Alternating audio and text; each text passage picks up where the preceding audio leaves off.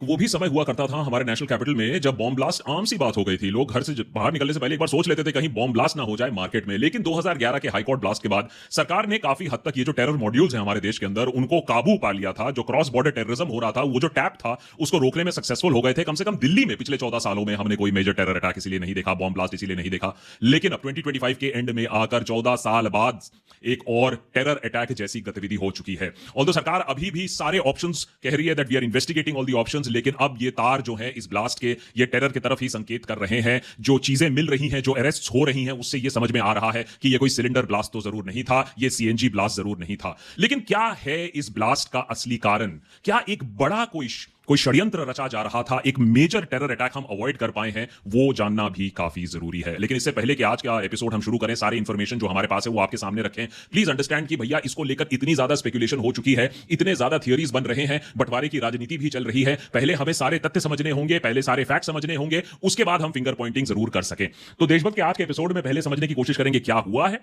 जो 13 लोग मरे हैं उनमें कितने लोग की शरणार्थ हो चुकी है, किस तरीके से अभी रेड फोर्ट मेट्रो स्टेशन को बंद कर दिया गया है, रेड फोर्ट को भी 3 दिनों के लिए बंद कर दिया गया है, और क्यों हम कह रहे हैं कि अब ये सीएनजी ब्लास्ट नहीं है। लेकिन जो एलिमेंट्स ऑफ टेरर हैं वो भी काफी इंटरेस्टिंग है, और ये खतरनाक ट्रेंड की तरफ भी हमें ये चीज दिखाता है। अल फलाह यूनिवर्सिटी में क्यों अभी जैसे हम ये एपिसोड को रिकॉर्ड कर रहे हैं वहां सर्चेस क्यों चल रही है। पहले समझते हैं कि ब्लास्ट के पहले क्या हुआ। ये जो i20 गाड़ी के बारे में जो सारी इन्वेस्टिगेशन है, पहले उसको समझते हैं। क्यों पहले जो कुछ घंटों में इसको सीएनजी ब्लास्ट बोला जा रहा था, क्योंकि हमें कोई एक्सप्लोसिव मटेरियल नहीं मिले। और फाइनली फिर टेरर लिंक के बारे में भी बात करेंगे, और हमारे देश को फिर से बांटने की कैसे तैयारी हो रही है उसके बारे में भी बात करेंगे। पहले समझ लेते हैं कि ये जो गाड़ी है HR26C37674, पहले तो जो खबरें आई थी तो कोई कह रहा था मारुति इको है, कोई कह रहा था स्विफ्ट डिजायर है, लेकिन अब हम कंफर्म तरीके से बोल सकते हैं, और इसलिए स्पेकुलेशन करना ज्यादा अच्छा भी नहीं होता है। सफेद रंग की i20 गाड़ी जो कि 3 घंटे से सुनहरी मस्जिद पर खड़ी हुई थी, और जब वहां से शाम को निकलती है तो एकाएक उस गाड़ी में ब्लास्ट हो जाता है। अब इसको बैक ट्रेस करके अब इतना तो एजेंसीज ने कंफर्म कर दिया है कि इस गाड़ी की जो मूवमेंट्स हैं वो हमें मालूम है, और ये जरूरी इसलिए है क्योंकि ये जानना जरूरी था कि ये गाड़ी आई कहां से है। और फरीदाबाद टेरर मॉड्यूल जो अभी अनकवर हुआ है उससे इस कार के जो तार जुड़े हुए हैं उसको समझना जरूरी है कि ये एक्सीडेंट है या किसी टेरर मॉड्यूल का ही एक हिस्सा है। It is part of a terror attack. 8:04 में ये गाड़ी एंटर करती है दिल्ली में। पुलिस ने इसका सीसीटीवी फुटेज भी रिलीज कर दिया है। फरीदाबाद से एंटर करती है दिल्ली की तरफ, बदरपुर बॉर्डर से। तो हमें मालूम है कि यह गाड़ी फरीदाबाद से आ रही है, वही फरीदाबाद जहां इतना बड़ा एक टेरर मॉड्यूल भी बस्ट हुआ है। उसके बाद दरियागंज, कश्मीरी गेट, सेंट्रल दिल्ली में यह गाड़ी काफी चक्कर काटती है। क्या इंटेंशन था इस गाड़ी का? चक्कर क्यों काट रही थी? पुलिस से बचने की कोशिश कर रही थी या अपने को कहीं प्लांट करने की कोशिश कर रही थी? यह अभी इन्वेस्टिगेटिंग एजेंसीज को पता लगाना होगा। उसके बाद 3:19 पर यह पार्किंग में घुसती है सुनहरी मस्जिद के पास, एंड 6:22 पर वहां से एग्जिट करती है। अब यह भी पता लगाना होगा कि इस गाड़ी में कितने लोग एग्जैक्टली बैठे थे, पार्किंग में क्या हुआ, इतने देर तक पार्किंग गाड़ी में क्या था। लेकिन यह गाड़ी पार्किंग से निकलने के पहले ही 7 बजे के आसपास फट जाती है सुभाष मार्ग पर, जो gate number 1 Red Fort metro station के सामने। सो ये हमें सीक्वेंस तो डेफिनेटली मालूम है। अब ये जो मास्क मैन है गाड़ी में, जो सीसीटीवी फुटेज में भी हमें देखने को मिल रहा है, इसे कहा जा रहा है ये डॉक्टर उमर मोहम्मद है। अब ये डॉक्टर उमर मोहम्मद बहुत ही इंटरेस्टिंग कैरेक्टर है, पर्सन ऑफ इंटरेस्ट है। अभी जिंदा है या मुर्दा है इसके बारे में भी पुलिस अभी हमें बताएगी, लेकिन हो सकता है कि इसी ने ही इस गाड़ी को इस तरीके के सॉर्ट ऑफ फिदायीन अटैक में भी इस्तेमाल किया हो। अब पहले ब्लास्ट की बात कर लेते हैं और फिर टेरर अटैक की बात कर लेते हैं। क्यों इसको इनिशियली एक टेरर अटैक सरकार ने बोलना भी ना चाहा, एंड थैंकफुली मीडिया चैनल्स भी इस पर उतना नहीं कूदी, क्योंकि पहले लग रहा था इनिशियल मोमेंट्स पर कि ये कोई एक सीएनजी ब्लास्ट तो नहीं है। लेकिन अगर आप ये तस्वीरें देखो तो उससे साफ हो जाता है, और जो आई विटनेसेस हैं उनकी बातों से भी साफ हो गया था कुछ ही देर में, कि ये सीएनजी ब्लास्ट तो हो नहीं सकता है। क्योंकि हाँ, हमारे देश में सीएनजी की गाड़ियों में कभी कभी ब्लास्ट होता है, लैक ऑफ मेंटेनेंस की वजह से होता है, लेकिन इतना जो ब्लास्ट रेडियस है, इतना जो नॉइज है, वो डेफिनेटली नहीं होता है। लेकिन कॉप्स भी कंफ्यूज थे, इन्वेस्टिगेटिंग एजेंसीज भी इसलिए कंफ्यूज थे क्योंकि उनको कोई एक्सप्लोसिव नहीं मिला। जनरली क्या होता है, जब आरडीएक्स या कोई और एक्सप्लोसिव होता है तो ब्लैकनिंग ऑफ द कार हो जाता है, वो कार्बन छोड़ता है, रेजिड्यू छोड़ता है, केमिकल आपको ट्रेसेस वहां मिलती हैं, क्रेटर आपको वहां मिलता है। लेकिन ऐसी चीजें जो एक स्टैंडर्ड ब्लास्ट में होती हैं वो यहां नहीं मिली है, and that is why this blast is very interesting. ये अलग तरीके का ब्लास्ट है, और अब एजेंसीज को भी इसको समझने की जरूरत है। अब ये समझ में आ रहा है, और इसीलिए थोड़ा सा वेट करके ही सारी चीजों को जानना जरूरी होता है। अब ये बात सामने आ रही है कि ये ब्लास्ट इतना बड़ा था, सीएनजी नहीं था, लेकिन ट्रेसेस भी जो हमें केमिकल्स के नहीं मिले, वो इसलिए क्योंकि ये अमोनियम नाइट्रेट फ्यूल ऑयल या एएनएफओ के वजह से इतना बड़ा ब्लास्ट हुआ है। अमोनियम नाइट्रेट वैसे तो फर्टिलाइजर में, अमोनिया रिच फर्टिलाइजर में इस्तेमाल किया जाता है। अमोनियम नाइट्रेट को आप मार्केट से खरीद भी सकते हो, अपने आप में वो कोई एक्सप्लोसिव नहीं है, वो क्षति नहीं पहुंचा सकता है। लेकिन अगर आप अमोनियम नाइट्रेट को अगर आप मिला देते हो फ्यूल ऑयल के साथ तब आपको मिलता है एक एक्सप्लोजिव पदार्थ जिसे ANFO कहते हैं, अमोनियम नाइट्रेट फ्यूल ऑयल।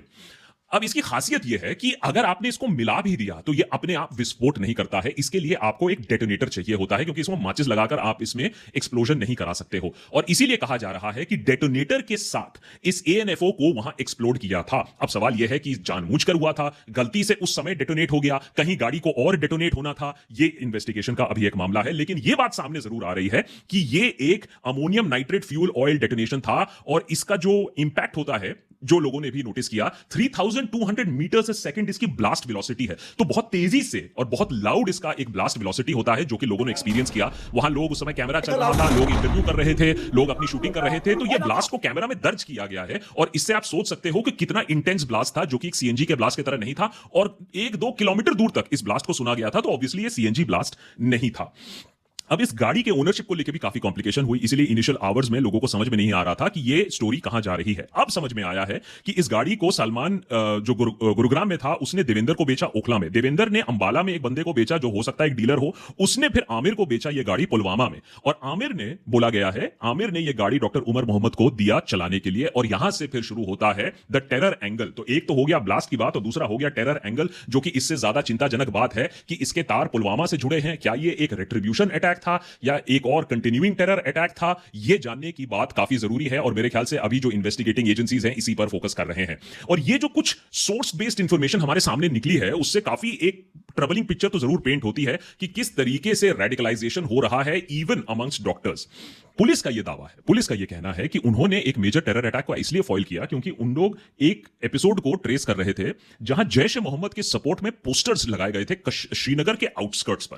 तो जब लोगों ने, पुलिस ने, इन्वेस्टिगेटिंग एजेंसीज ने वो जो पोस्टर्स हैं उसके आसपास के CCTV को खंगाले, तो एक पर्सन ऑफ इंटरेस्ट का नाम सामने आता है, और वो पहला जो पर्सन ऑफ इंटरेस्ट जो सामने आता है वो है डॉक्टर मुजम्मिल अहमद गानी। और ये भाई साहब काम करते हैं इमरजेंसी वार्ड अल फलाह हॉस्पिटल फरीदाबाद में। अब ये अल फलाह हॉस्पिटल में फिर जम्मू एंड कश्मीर की पुलिस पहुंचती है, भाई साहब को अरेस्ट किया जाता है, डॉक्टर मुजम्मिल को अरेस्ट किया जाता है। इसको आप मान लीजिए फर्स्ट लिंक है, जो डॉक्टर हैं इमरजेंसी वार्ड में काम करते हैं। कहा जाता है कि इसके इंटेरोगेशन से दूसरा एक डॉक्टर जो सहारनपुर में काम कर रहा है, उसको फिर Jammu and Kashmir police pickup करती है, डॉक्टर अदील मजीद राथर। अब डॉक्टर अदील पहले सीनियर रेजिडेंट हुआ करते थे गवर्नमेंट मेडिकल कॉलेज अनंतनाग में, और फिर वो नौकरी छोड़कर ये सहारनपुर आते हैं वहां काम करने के लिए प्राइवेट हॉस्पिटल में। ये दो आपके लोग ऑलरेडी पुलिस कस्टडी में आ गए थे, छानबीन चल रही थी, और यहीं से एक टेरर प्लॉट अनस्पूल होता है जब पुलिस को 350 किलोग्राम एक्सप्लोजिव्स मिलते हैं डॉक्टर साहब के यहां से, जिसमें अमोनियम नाइट्रेट कहा जा रहा है शामिल है। और यहीं से बात आती है डॉक्टर उमर नाबी की, जो कहा जा रहा है, जो डॉक्टर गाड़ी चलाकर इस गाड़ी को यहां लाया था, इस अटैक में शायद मारा भी गया है, अभी उसकी पुष्टि सरकार करेगी वेदर ही इज अलाइव और डेड। ये भाई साहब पैनिक कर जाते हैं जब गानी को अरेस्ट किया जाता है, and he was missing. Apparently police इसकी तलाश कर रही थी जब ये भाई साहब फरीदाबाद से गाड़ी दिल्ली लाते हैं, गाड़ी दिल्ली में घुमाते हैं, और फिर ये गाड़ी में एक्सप्लोजन हो जाता है। तो वो गाड़ी दिल्ली में क्यों घुमा रहे थे? ये explosion all of a sudden होता है या वही टाइम्ड प्लान्ड वहां एक्सप्लोजन था? ये बात सामने आनी है। ये है डॉक्टर उमर नाबी, इनकी बात अभी चल रही है as the prime person behind the blast. अब ये गाड़ी में अकेले थे, इनके गाड़ी के साथ और कौन था, ये भी इन्वेस्टिगेशन का मामला है। पुलिस कह रही है कि एक फोर्थ डॉक्टर को लखनऊ से पिकअप किया गया है फॉर क्वेश्चनिंग, और इसको डॉक्टर्स कह रहे हैं व्हाइट कॉलर टेरर इकोसिस्टम, कि ये जो है रेडिकलाइजेशन जो हुआ है इवन अमंग्स डॉक्टर्स, ये हमारे लिए थोड़ा सा एक चिंता का विषय है। उसके बारे में अभी हम बात करते हैं। लेकिन why this attack is different is, एक तो हमें समझ में नहीं आया कि पहले CNG है या टेरर अटैक है, उसमें हमें केमिकल्स नहीं मिले, अलग किस्म का ब्लास्ट है। दूसरी एक और बहुत ही स्ट्रेंज चीज है कि अभी तक किसी ने रिस्पॉन्सिबिलिटी क्लेम नहीं की, आइदर कोई डोमेस्टिक टेरर विंग हो या कोई across the border terror wing हो। पुलिस तो कह रही है कि इंटर स्टेट इंटर नेशनल एक टेरर सिंडिकेट को बस्ट किया गया है, लेकिन अभी तक जिम्मेदारी किसी ने नहीं ली। और जिम्मेदारी कोई ले या इसकी सच्चाई हमें पता चले या ऐसे टेरर अटैक्स हम रोक पाए, उसके लिए आप जितना भी AI लगाना चाहते हो, सर्वेलेंस लगाना चाहते हो, तो एनिमेशन करना चाहते हो और CCTV लगाना चाहते हो, वो जब तक ना आपका ह्यूमन इंटेलिजेंस होगा तब तक आप ऐसे टेरर रिंग्स को बस्ट नहीं कर पाओगे। कहीं ना कहीं सरकार को भी ये समझना होगा कि जो ह्यूमन इंटेलिजेंस है, जो लोगों को ट्रस्ट उनका जीतना है, उसी से ही ऐसे टेरर अटैक्स रोके जा सकते हैं। अदरवाइज जो एक्सट्रीमिस्ट फोर्सेस हैं वो अपना काम कर देंगे, लोग एकदम चुपचाप बैठेंगे, सरकार को नहीं बताएंगे कि यहां कुछ गलत हो रहा है। इसीलिए ह्यूमन इंटेलिजेंस के साथ आप एडवांस टेक्नोलॉजिकल इंटेलिजेंस कर लीजिए, लेकिन ह्यूमन इंटेलिजेंस भी बहुत जरूरी है। आप सिर्फ आर्टिफिशियल इंटेलिजेंस पर नहीं रह सकते हो। और इसका एक छोटा उदाहरण अगर मैं आपको दूं, हमारे देश में अगर आप देखो किस तरीके से डिजिटल अरेस्ट आजकल होता है। लेकिन डिजिटल अरेस्ट होता क्यों है, आपने कभी सोचा है? वो इसलिए होता है क्योंकि बंदा के पास इतना ट्रस्ट नहीं है सिस्टम पर कि वो जाकर पुलिस को रिपोर्ट करे कि ये देखिए मुझसे पैसे मांग रहा है, मुझे डिजिटली अरेस्ट कर रहा है, ये तो गलत कर रहा है। उसको लगता है कि सिस्टम अपने आप में इतना करप्ट है कि ये पुलिस वाले को पैसा दे दूंगा, मेरी जान बच जाएगी। Police is seen as an enemy, state is seen as an enemy. वो स्टेट को भी अपना हाथ आगे बढ़ाकर लोगों को अपने साथ लाना पड़ेगा, तभी ऐसे जो रेडिकल्स हैं उनका भांडाफोड़ हो सकता है before they do something very terrible. तो फंडामेंटलिज्म का राइज तो डेफिनेटली चेक करना पड़ेगा, लेकिन ह्यूमन इंटेलिजेंस के साथ ही हमें चेक करना पड़ेगा। अब बात यह है कि इस जो 13 लोग मारे गए हैं उनकी मौत की रिस्पॉन्सिबिलिटी कौन लेगा? अभी तो उसके बारे में कोई बात नहीं कर रहा है। बस ये हो रहा है कि हाँ, दिखाया जा रहा है कि सब कुछ कंट्रोल में है, सरकार सब कुछ ठीक से कर रही है। लेकिन अगर 300 400 कोई कह रहा है 3 टन एक्सप्लोजिव्स मिले हैं, तो ये कहां से आए? एक्सप्लोजिव्स कैसे आ गए हमारे देश के अंदर? एक्सप्लोजिव्स कैसे जमा हो गए इतने हाई क्वांटिटी में एक्सप्लोजिव्स? उसका भी जवाब हमें देखना पड़ेगा। लेकिन सम क्रेडिट वेयर ड्यू, कम से कम टेलीविजन में जब हमने देखा तो कम से कम हमने पूरा वॉर ऐलान कर नहीं दिया था, अटैक नहीं कर दिया था, तो टीवी भी थोड़ा सा अपने आप को रिस्ट्रेन करके कल चल रहा था कि भैया पहले पता कर लें what are the facts, let's get facts in place. और वही हमें अभी भी करने की दरकार है। और मेरा फाइनल रिक्वेस्ट आपसे इसीलिए एक छोटा सा रिक्वेस्ट है, ज्यादा समय नहीं लूंगा और, लेकिन एक छोटा सा रिक्वेस्ट यह है कि जहां हमने देखा है पुलवामा के बाद शायद हमारी सबसे बड़ी फेलियर यही रही कि अगर पाकिस्तान ने ये चाहा था, और जिस तरीके से लोगों को चुन चुन कर मारा गया था और बोला गया था ये मैसेज देना हमने किसको मारा था, क्या पढ़ा के मारा था, तो उससे यही था कि देश में बंटवारा किया जाए। और वो बंटवारा हुआ भी फिर से। तो टेरर अटैक जो पहलगाम में हुआ, उससे ज्यादा मेरे ख्याल से जो लोगों में बंटवारा जो कर दिया पहलगाम के बाद, वो मेरे ख्याल से, और that was the worst part कि we as a nation did not stand as one at that point of time. और जहां वो टेरर के आका पाकिस्तान में बैठे हों, वो उस समय हंस रहे थे। ये जो भी, जिसने भी ये अटैक करवाया है, जिसने भी ये ब्लास्ट करवाया है, कौन सा टेरर मॉड्यूल, जौन सा टेरर मॉड्यूल है, वो भी हंसेंगे पीछे अगर हम अभी बंटवारे की राजनीति में फिर से घुस गए। ऑलरेडी अस वर्सेस देम करने की कोशिश हो चुकी है। नोटिस करिएगा सोशल मीडिया पे किस तरीके से अननेम्ड एनोनिमस हैंडल्स नफरत फैलाने की कोशिश कर रहे हैं। ये नहीं कि सरकार जल्दी से जल्दी काम करे, जल्दी से जल्दी इन्वेस्टिगेट करे, जल्दी से जल्दी जो कल्प्रिट है उसे ढूंढे, बल्कि ये कि देश में नफरत की राजनीति को कैसे फैलाई जाए, अस वर्सेस देम कैसे कराया जाए। और मोस्ट ऑफ दीज अकाउंट्स आप नोटिस करोगे, इनका कोई नाम नहीं है, इनका कोई निशान नहीं है, ये आज है कल नहीं है। कौन है ये अकाउंट्स? क्या हो सकता है ये कोई इंटरनेशनल अकाउंट्स हैं, अक्रॉस द बॉर्डर अकाउंट्स हैं? बिल्कुल हो सकता है। मेरे ख्याल से तो सरकार को इनको भी ट्रेस करना चाहिए, जो ऐसे अनफॉर्चुनेट इंसिडेंट के बाद इतनी बुरी तरीके से देश में बंटवारा करने की भी राजनीति करते हैं। आई थिंक फिर से हमें इस ट्रैप में नहीं घुसना चाहिए और इस ट्रैप से हमें बचना चाहिए, क्योंकि united only we will stand. और सबको मालूम है, हमारे दुश्मनों को भी मालूम है कि यूनाइटेड इंडिया के सामने कोई टिक नहीं सकता है, इसलिए हमें बांटने की कोशिश हो रही है। अभी तक हमारे पास जो इंफॉर्मेशन है मैंने बहुत ही क्लियरली आपके सामने रखा है। ये इंफॉर्मेशन आज, अगले 5 घंटे में, अगले 12 घंटे में, 24 घंटे में बदल भी सकता है।